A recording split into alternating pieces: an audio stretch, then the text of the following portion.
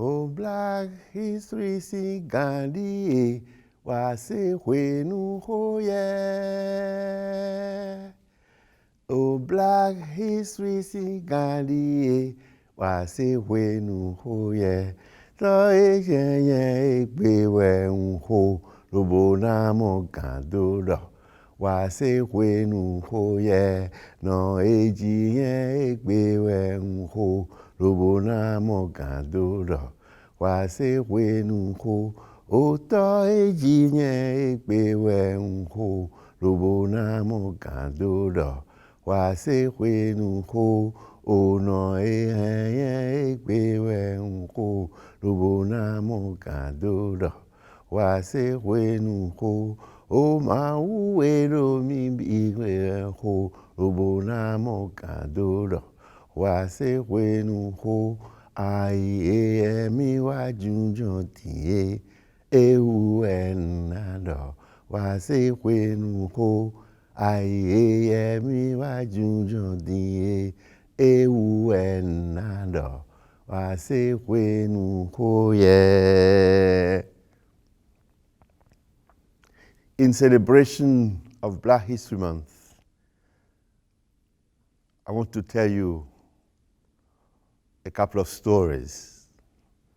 But first, I want to share a poem with you.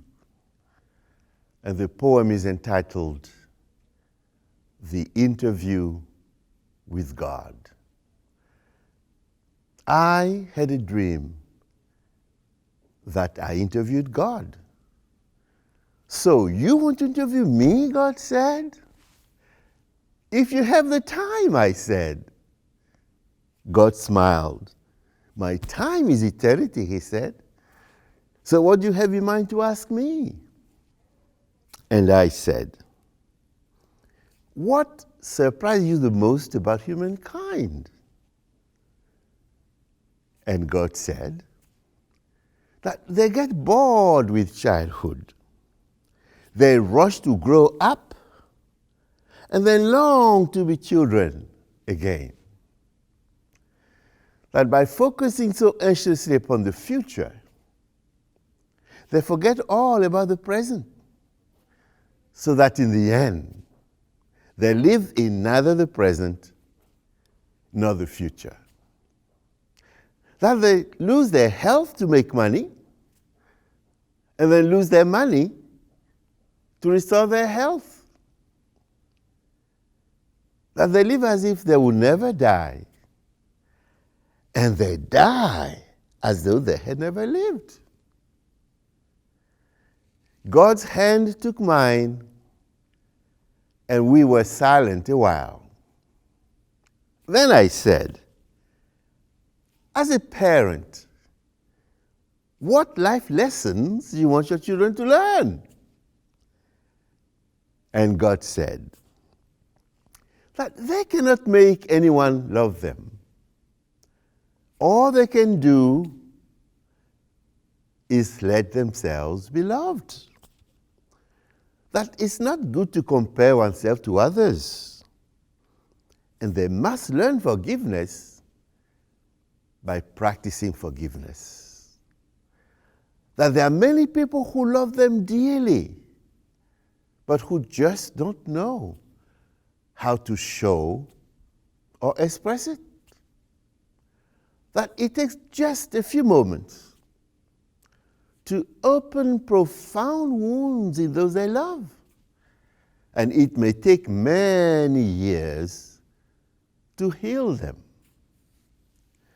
That the richest person is not one who has the most, but one who needs the least. That it's not enough that they forgive one another. They must also forgive themselves. And this above all, I am here for them always. Always. Always. Story time. My story takes flight over countries and kingdoms of long ago. And the lights on a beautiful girl in a village in Africa. She was so beautiful that all the men in her village fell in love with her. And they couldn't take their eyes off her whenever they saw her walking past. Well, soon her father decided to offer her in marriage to the most eligible young man in the village. And the day was appointed for the wedding. But before they could get married, a drought like no other struck the village. And not a drop of rain fell from heaven.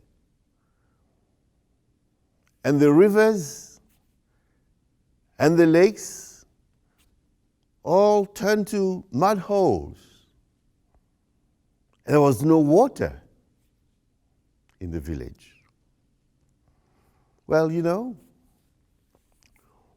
when a man can think of nothing but the hunger gnawing at his stomach, all thoughts of marriage go out of his mind. So the wedding day was postponed. Well, the girls with the beautiful eyes, the large eyes, had no time to think about the happiness that she would enjoy if she had got married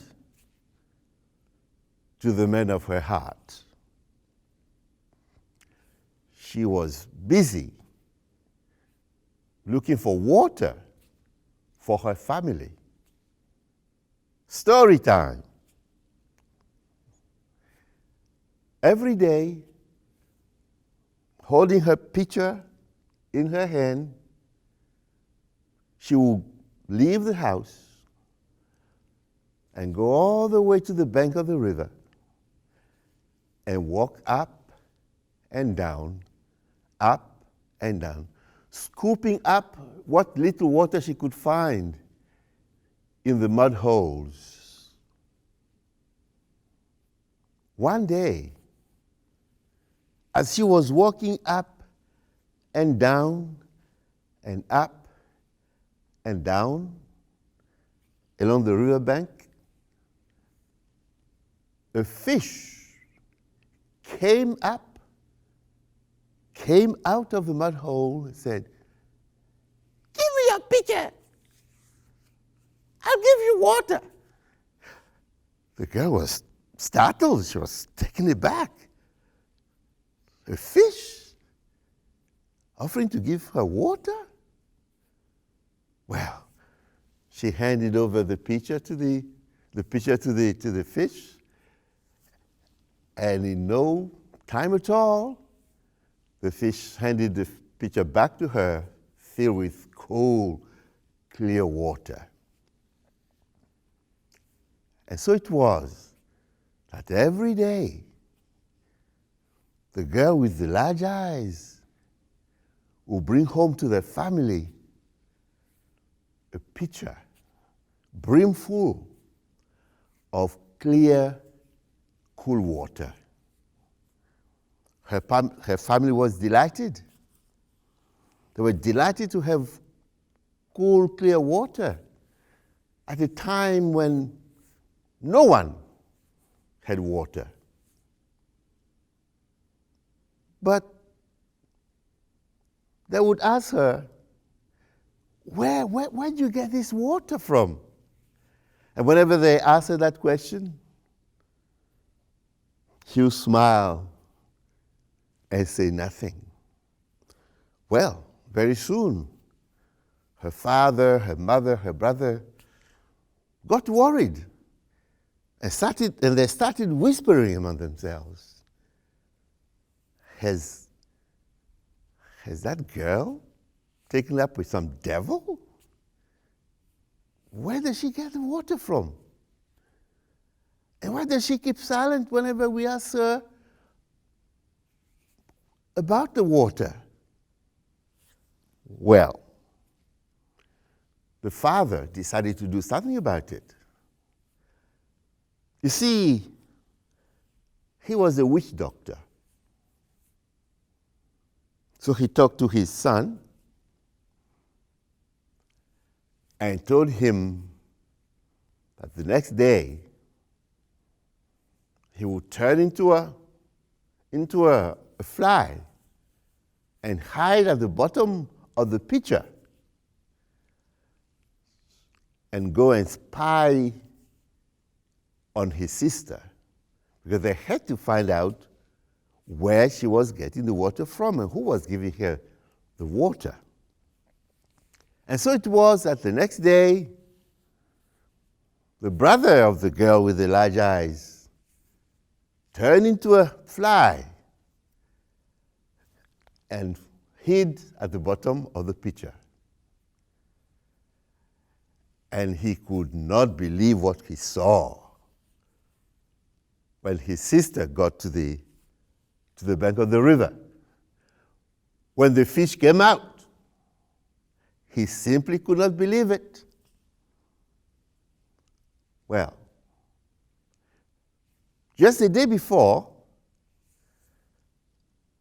the girl with the large eyes and the fish had become husband and wife, because the girl just fell in love with the fish. And when the brother saw what happened between his sister and the fish, he just kept shaking his head. And when he went back home, he told the father. And the father was beside himself with anger. And so was the mother. What were the villagers going to say when they found out that the beautiful girl had married a fish? The villager would probably run them out of the village. So the next day, the father ordered the girl with the large eyes to stay home. Stay home, he said. You're not going to the bank of the river today. And the father and the brother went to the bank of the river, went to the place where the brother had seen the fish come out of the mud hole. And putting on a sweet voice, the father lured the fish out of its mud hole and killed it. And they came back home, and the father threw the fish down, the dead fish, down at the feet of the girl, and said, "This is your husband." And the girl looked down, and her beautiful husband, his beautiful skin was turning pale. A skin that's so beautiful, had all the colors of the rainbow. But now the fish is dead. And those colors, those beautiful colors, started fading. And she bent down and she picked the fish up. And cradling the fish in her arms, she walked out of the house. singing. My heart with sorrow is broken. My heart with grief is torn by what has been done to my husband, by the cruelty of my folks. Bring back, bring back, bring back my husband to me, to me. Bring back,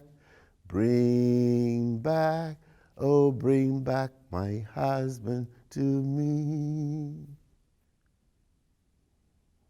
And as she walked further and further from the village, she kept singing, singing, until she got to the banks of a river and went down into the bed of the river and went on walking and singing and walking and singing. My heart with sorrow is broken. My heart with grief is torn by what has been done to my husband, by the cruelty of my folks. Bring back, bring back, bring back my husband to me, to me. Bring back, bring back, bring back my husband to me. And soon the water started flowing over her head. You see that beautiful girl, the girl with the large eyes, she was pregnant already. She was bearing a child in her womb. And one of the main reasons why she decided to leave home was because she thought that her family would kill her child too. And as the water flowed over her head, and she went deeper and deeper into the water, she died. But before she died, she gave birth to water lilies. And that was how water lilies came into the world. And today, you will see them floating on the surface of many rivers throughout the world. Bring me your dreams, ye dreamers. Bring me all your heart melodies, that I may wrap them in a blue cloud cloth, away from the too rough fingers of the world. Asking, I ask the earth, how does earth live with earth? We honor each other. I ask water, how does water live with water? We fill each other up. I ask the grass, how does grass live with grass? We weave into one another, creating horizons. I ask man,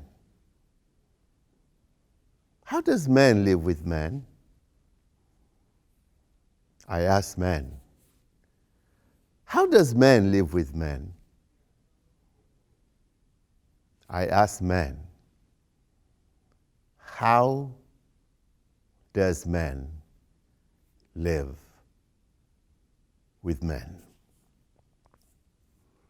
My story takes flight over countries and kingdoms of long ago, and it lights on a hunter in a land that had fallen upon hard times. For years beyond counting, not a drop of rain fell from heaven, and the green grass and the leaves upon the trees all withered and died, and the rivers and the lakes all dried up and turned to dust bowls, and there was no food in the land. Now the hunter was married to a most beautiful lady, and he would talk to her in poetry. I would liken you to a night without stars, were it not for your eyes. I would liken you to a dream without songs, were it not for your voice. The hunter loved his wife and had to feed her, but there was no food in the land. What was more, the hunter's parents lived with him. You see, when the hunter was little, his parents took care of him. They covered him with love and affection. They kept a roof over his head, clothes upon his back. They provided him with all the things a child might need. And now they had entered upon the season of old age. He had a duty to take care of them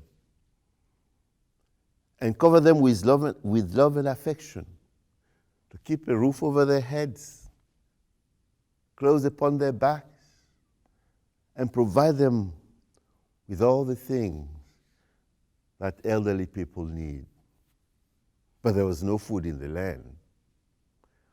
So one day,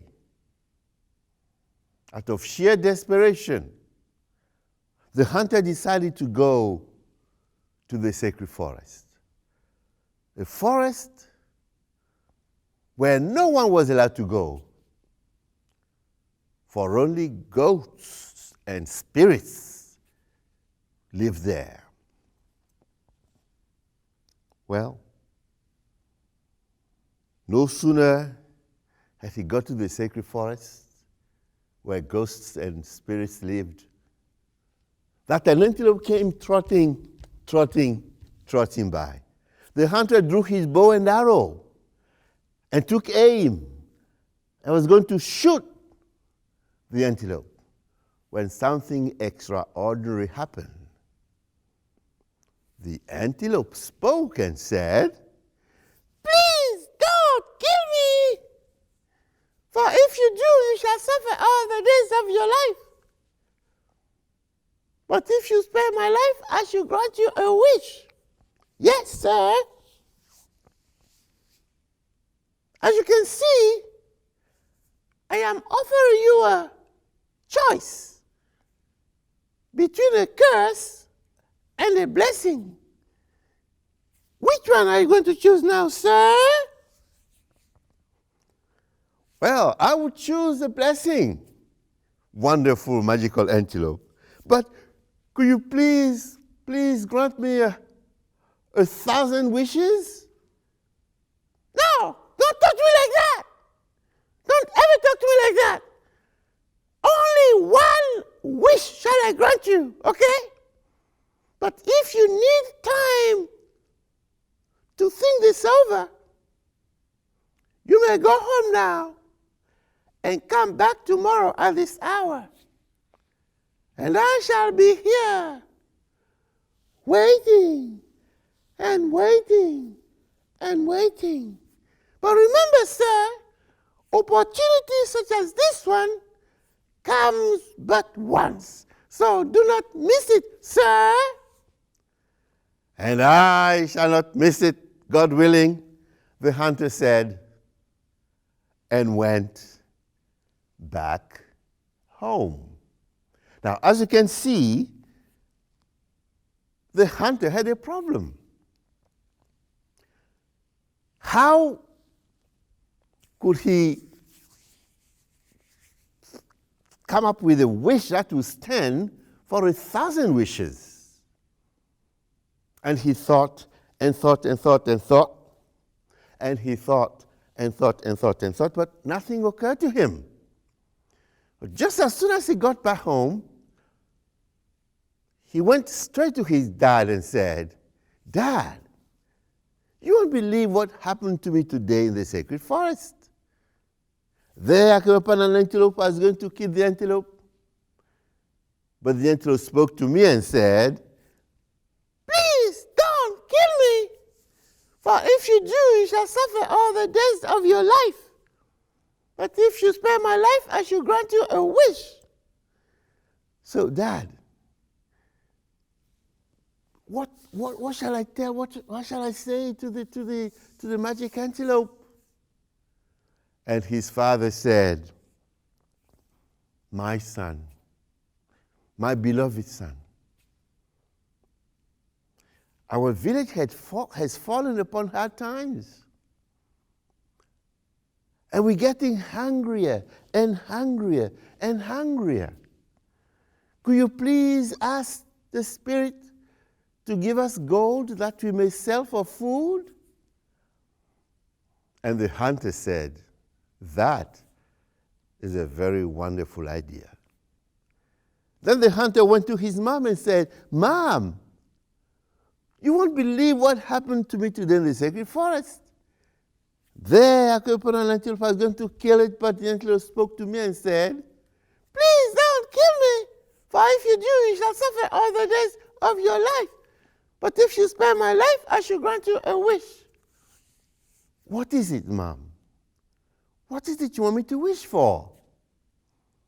And his mom said, My son, my beloved son, all these years I have been blind. Could you ask the Spirit to make me see again? And the hunter said, That is a very wonderful wish. But then the hunter decided to go talk to his wife. Having spoken to his father and his mother, if he didn't speak to his wife, there would be a storm in the house. So he went to his wife and said, My beloved, I would liken you to a night without stars were it not for your eyes. And I would liken you to a sleep without dreams were it not for your songs. But will you believe what happened to me today in the sacred forest? There I came upon an antelope. I was going to kill the antelope. But the antelope spoke to me and said, Please don't kill me, for if you do, you shall suffer all the days of your life. But if you spare my life, I shall grant you a wish. What is it, my beloved? What is it you want me to wish for? And his wife said, Lord of my affections, all these years we have been praying and hoping and praying and hoping for children. Could you please ask the Spirit for children? And the hunter said, That is a very wonderful wish. But as you can see, the hunter had a problem now, a very serious problem. How was he going to choose among those three wishes? His father had one wish, his mother had another, and his wife another. And he thought and thought and thought and thought. And he thought and thought and thought and thought. But nothing occurred to him. Well, he went to bed early that night. And all night long, he tossed and turned and tossed and turned and tossed and turned and tossed and turned and tossed. But nothing occurred to him. But as the sun rose in the east in majestic splendor, the hunter got up, got dressed, and set out for the sacred forest. And there was the antelope, waiting and waiting and waiting. Welcome back, sir. So do you have a wish for me now, sir? Yes, wonderful, magical antelope. I have a wish for you now. And here it is. And may it come true. May my mother see my children in cradles of gold. And that was how the hunter got out of trouble. And his wish was granted, and joy and peace and happiness returned to his home, to all of the homes in his community, and to all of the homes in the land. Oh, give me a home where the buffalo roam, where the deer and the antelope play, and where seldom is heard a discouraging word, and the sky is not cloudy all day. Home, home on the range, where the deer and the antelope play, and whenever is heard a discouraging word, and the sky is not cloudy all day.